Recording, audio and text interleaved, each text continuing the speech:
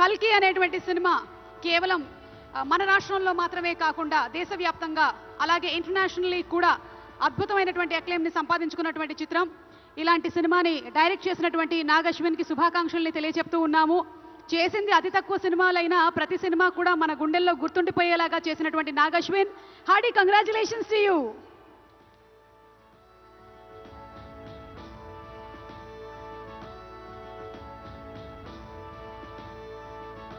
The next award, Best Leading Actress 2024.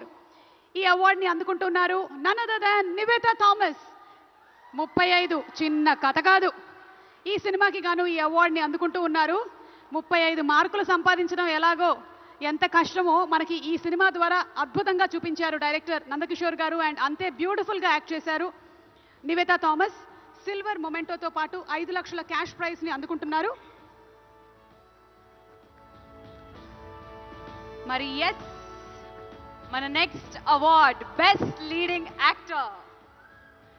మరి best leading actor